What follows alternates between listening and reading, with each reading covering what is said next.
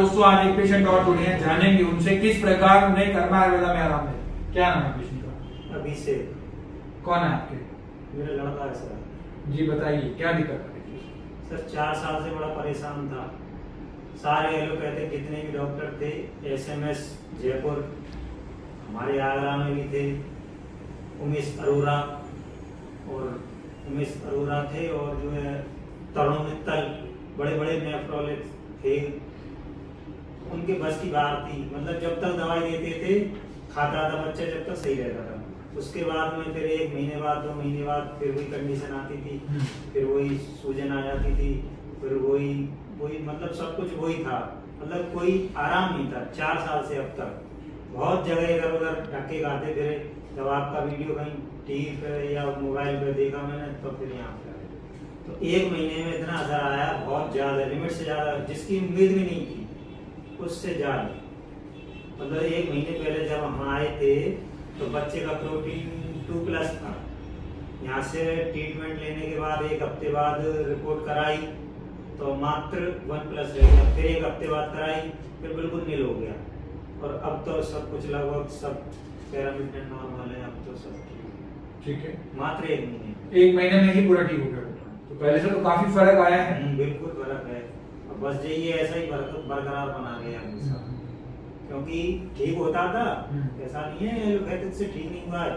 जब तक दवाई खाता था बच्चा, जब तक ठीक रहता था। 1 महीने बाद फिर वही। अब वो स्टेरॉइड चलते होंगे ना, जब तक स्टेरॉइड खाया तब तक ठीक है, फिर जैसे स्टेरॉइड बंद हुए हो हाँ जी, दोबारा फिर रिलैप्स हो गई। बाइसोलन चलती थी, हाँ 50 mg लगभग शुरू में देते थे, धीरे धीरे करके कम करते थे।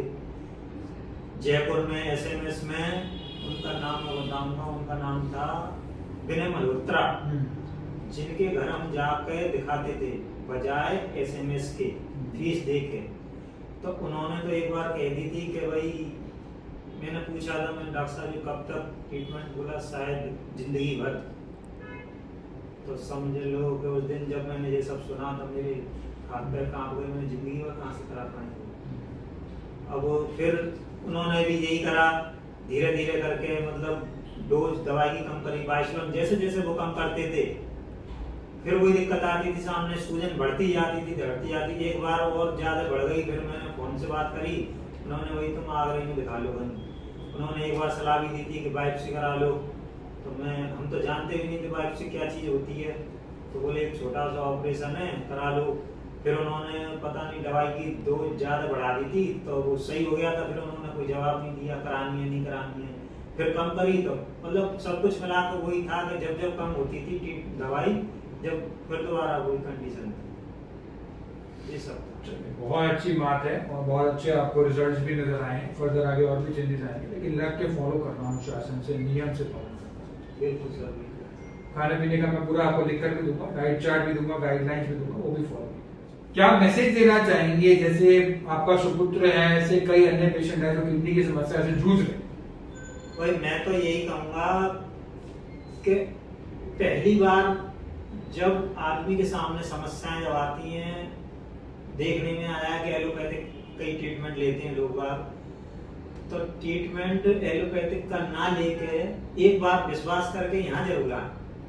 एक बार मात्र, जब मेरे बच्चे को मात्र 8 दिन में, मात्र 1 हफ्ते में, एक करिश्मा ही मानूंगा मैं तो इसे, कि ऊपर वाले की पदवी पर आप बैठे हो इस समय, कि जहां मैं 4 साल से धक्के खा रहा था, वहां आज मेरा बेटा ठीक है।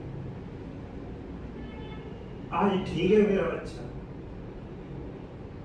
बस मैं यही कहूंगा, पहले यहाँ पे आओ सब लोग, पहले यहाँ पे आओ सब लोग, उसके बाद देखना बन जब नहीं होता। जब वैसे यहाँ होने ना होने का तो सवाल ही नहीं। मैं तो बस यही कहूंगा, सबसे पहले यहाँ पे देखो आके एक बार।